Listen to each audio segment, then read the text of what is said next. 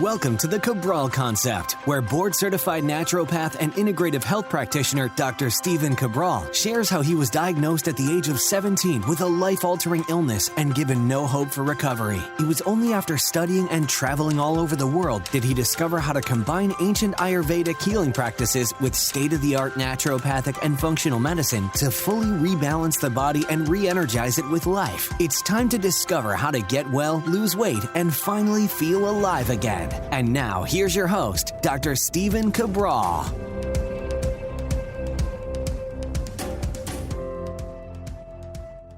Welcome back, everyone. We're here today with a brand new intermittent fasting-based topic. Excited to get into today's show. This is an actual intermittent fasting diet that's been around a long time. Maybe one of the, I would say, more originators of the intermittent fasting diet.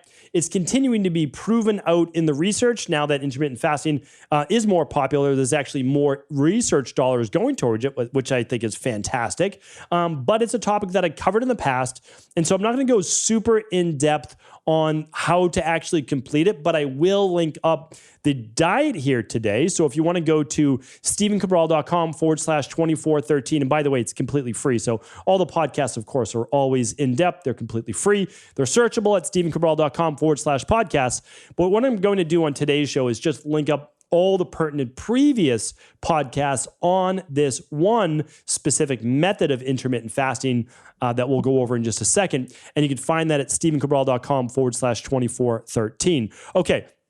So one of the reasons why I want to do this, and I talked about this on yesterday's show, which yesterday's show was how to get rid of burping and gas, and there's 9 specific reasons, and so I look at those as 9 specific underlying root causes, and if you get rid of the underlying root cause, then you fix the specific health-based issue, and again, that's why there's always an answer. So I tell people all the time, like, hey, have you ever worked with this? Have you ever worked with this? Can you fix this? The reason is, again, like there's nothing magical. What we do is we find the underlying root cause, we rebalance that, and then the symptom, which people label as the disease, can no longer exist. Well, intermittent fasting is such a big part of our work, and that's because when you are fasting, you're giving your body a specific period of rest. Like, that's one of the biggest things about intermittent fasting is the rest-based period. Now, it can be overdone. People are certainly overdoing it. They, without a doubt, are. I don't want to get into Elon Musk in the news with his intermittent fasting, but people are like, hey, you should try it and only eat 800 calories a day every day. And like, again, it just goes too far, because then what happens is you get in such a catabolic based condition, but most people don't realize that when they're in their 20s or even early 30s preaching this. And I get it. I understand it. I was there once as well. But certainly as you get older, what happens is your body can't keep up. It can't regenerate the same way if you're not getting those micronutrients. And that's a problem, right? So you have to make sure that your micros, your vitamins, your minerals, your omegas, amino acids, etc., and not just your macros, right? You need to make sure that you're actually not losing your body's ability to regenerate, and it does matter, right? So in the short term, there's a lot of big benefits, and then of course in the long term, huge benefits with intermittent fasting.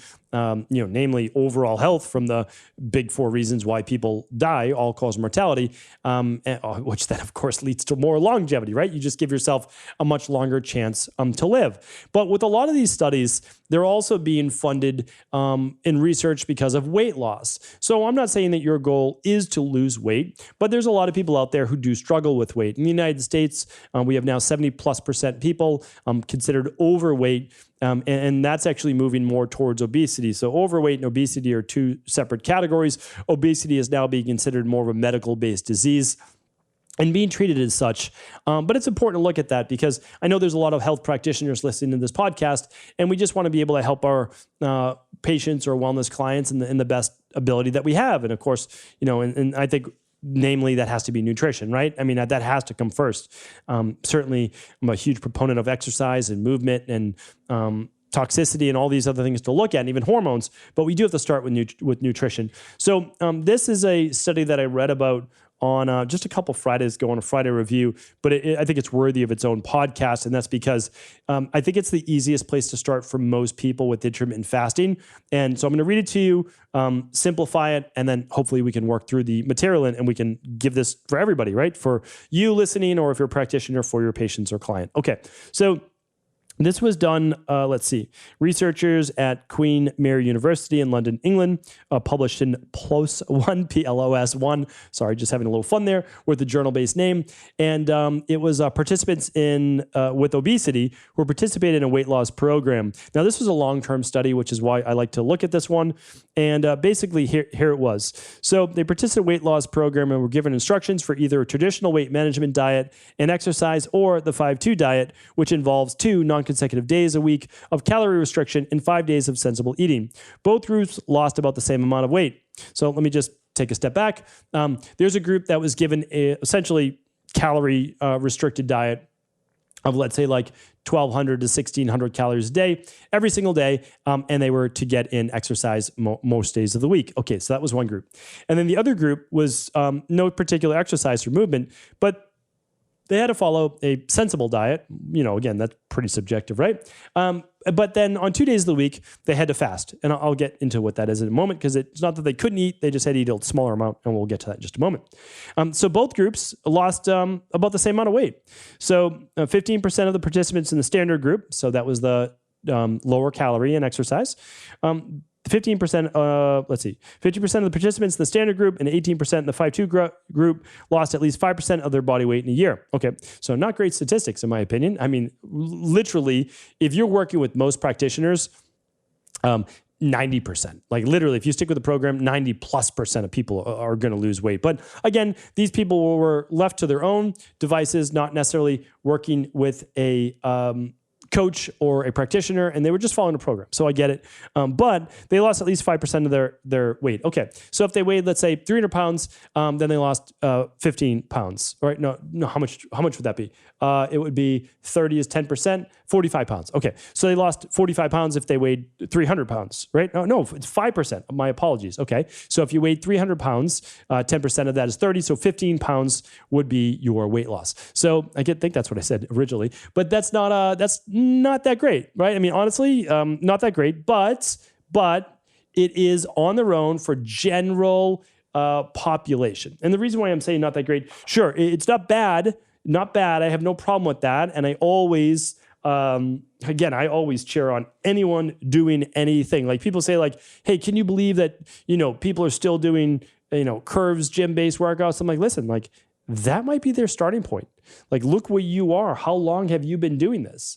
Let these people get started, and then maybe they progress up to more functional-based training, or I don't know, maybe sprint-based training in the future. That's great, but like we all have to start somewhere, right? Like when I first get started with health, I was at the very bottom being like, hey, like, okay, you're telling me that drinking Crystal Light is not good for me? Why? It's 0 calorie. Like, what's wrong with it? Oh, there's artificial colors and artificial sweeteners. Oh, I didn't know that, a million years ago when I got started. So we just have to understand, like, I don't think we should ever shame or anything like that. Like, this is someone's starting point. It's different than your, point 10 years in. But anyway, I digress. Let me say this.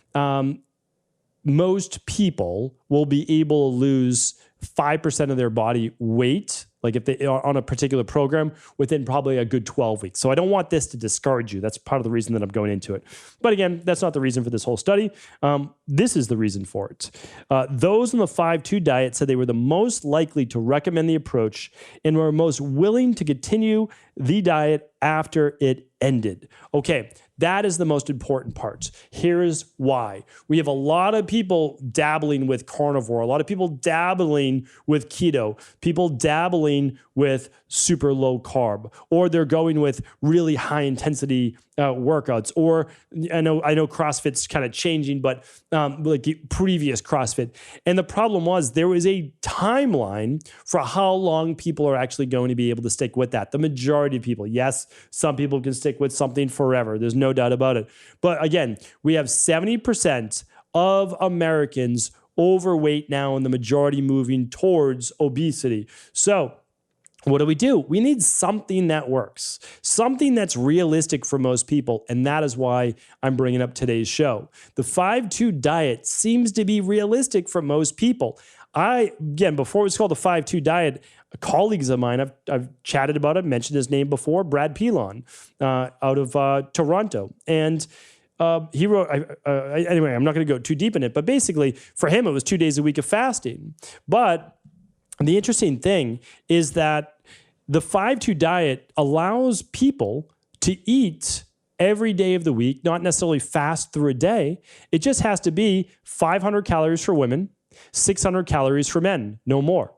Now, this can basically be any really type of foods that you want, but they do say, listen, no alcohol, no detrimental foods. So you could have some soup if you wanted to. You could make a smoothie. You could do a salad with some protein.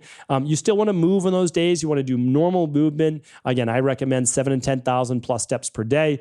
But that's it. That's it. That's why it's not difficult. So for those days, okay, people might forego breakfast and then they're having lunch and dinner. And their lunch and dinner might be smaller meals. But for me, the way that we do it in our community, I don't fast 2 days a week. My goal is not weight loss, but fasting 2 days a week it can be good for your overall health, especially if you're more of an anabolic body type. You gain more weight than you lose weight more easily. And so you want to look at it this way. You've heard my show probably before, the 1-day reset diet. Literally, you can do. Again, you can do this however you want. I'm just sharing with you how we do it in my community. So 1 scoop of DNS for breakfast, 1 at lunch, 1 mid-afternoon. And so what you're getting is 20 ounces, though, with each one, because you have to stay hydrated. So that's a big part of why I do that. And it also gives your body the micronutrients that I'm a big proponent of, because it keeps your immune system boosted, et cetera. And then total for the day, it's like 150 calories until you get to dinner. But then at dinner, you actually get to have a 400 or 500 calorie meal. So for example, what I do on Mondays is this. Okay, I eat Sunday night, and then I'll do my 1 scoops throughout the day, or nothing. I can just do water throughout the day and then have dinner that night, and I can have a 500, 600 calorie dinner. And if you're like, well, that doesn't sound like that many calories, it really is. You can have 2 or 3 huge cups of vegetables, and it's like 50 calories. Okay, so that's that. You add 2 tablespoons of olive oil. Okay, that's where the calories start to add up. So just remember, that's 240 calories right there. So maybe like, oh, maybe I shouldn't do that. Maybe I should do 1 tablespoon of olive oil. Okay, so now you're down to 120, and you've got your like 50 calories total there for your vegetables. And that's 3 cups plus some olive oil. Add a little sea salt for a little flavor. Great. So that's like 170 calories. Now you still have another, 300 to 400 calories to go in terms of protein. Great. What could your protein be? Okay, well, let's say you eat 40 grams of your favorite type of protein, and we go 40 times 4. It's only 160 calories. So now we're like, oh, well, we still have a lot more to go. So you can actually eat like 2 handfuls of protein, 3 cups of vegetables, a tablespoon or 2 of olive oil, little sea salt, make it into a nice, delicious meal. You've got plenty of calories right there. For those people who lose weight more easily, all right, half a cup of your favorite starch. So again, you can do this. It's what I do on Mondays. It's super easy. Now, if you're someone looking to lose more weight, or there's a health-based issue, you can do the same exact thing right there. That's the 5-2 diet. I go much more in depth on previous podcasts, but you can do that on a non-consecutive day. My highest recommendation for people are Mondays and Thursdays. Mondays, people are just so busy. It's pretty easy just to fast throughout the day, or do my 1-day reset diet. And Thursdays gives you 2 days in between. Now, some people like to do Saturdays. Some people like to do Wednesdays. Totally up to you. Now, I do have a podcast. I'm not going to remember the name of it off the top of my head, but I want to make sure that you know not to fast the day after drinking alcohol and other things. So I have like when never to fast. So let me link that up as well. That'll be at stephencabral.com/2413.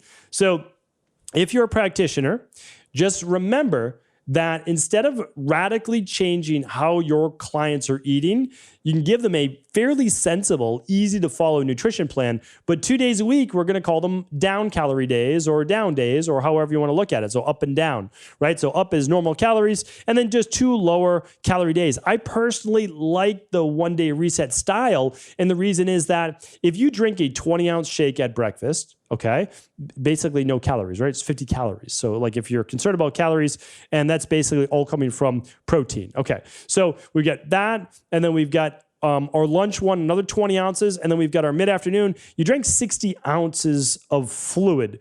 We divide that by 8. That's almost 8 glasses of water right there for the day, but it has all the electrolytes in it. That's why I like to do it that way. And it's really not going to dip you out of autophagy. A lot of people are worried about, oh, well, I won't get the benefits of autophagy. You will. I mean, you really will. Because when you're looking at that, there's not going to be any spike in blood sugar from using something like daily nutritional support. The protein, yes. Could that be used for fuel for the body? Absolutely. But you're looking at like 7 grams, right? 7.5 grams. So once it's done, it's done. And the overall benefits are there. I mean, they really are. And the reason is if you don't do that, you just have to make sure, though, that you are staying hydrated, because then you get the lows in your blood pressure and the lows in, not necessarily from dehydration, but you just get the lows in your mood. I've got the warning signs. Let me get you this one too, because this is important. So it's the early warning signs of everyday dehydration. That was episode 2400. We'll link that up here today as well. But I'm telling you right now, like if you're looking for an easy place to start, this seems to me like without radically changing your diet, you just have 2 down days where you're either doing the 1-day reset diet, or you're doing 2 small meals at breakfast and dinner, or you're doing 1 meal a day on those days. Like however you want to do it, it's a good place to start. You might not need to end there, but I'm recommending it right now. It seems to be the simplest one. I know the author of that, originally or now has said, excuse me, has said you could take it up to 800 calories. I don't think so. You want to keep the calories low in those days. You want to get the real benefits of the autophagy and the surge in what you're going to get in fat burning as well. So hopefully this was helpful. Thank you so much for joining me on the show. If it was helpful, always do feel free to share the show with anyone you believe it could serve. Take care, and I'll talk with you tomorrow. Did you know that the body really only becomes sick or imbalanced in only 2 ways? Over time, you become deficient in vital nutrients, and you also accumulate toxins internally and from the environment.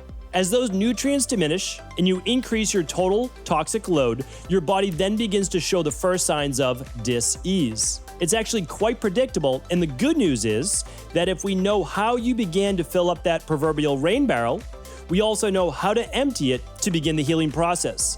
I was fortunate enough to learn this ancient healing process from my mentor after suffering from debilitating diseases for close to a decade. It was only when I began to implement these techniques did I finally overcome my illnesses and go on to live a life of energy and vitality that I now enjoy. I'd like to share with you now what I discovered after traveling all over the world and how to combine the best of ancient healing wisdom with state-of-the-art science. Allow me to teach you exactly how I've been able to help over 250,000 people to empty their rain barrel and begin to transform their body and lives into what they've always hoped they could be. To get your copy of the international bestseller, The Rain Barrel Effect, simply go to stephencabral.com/rainbarrel.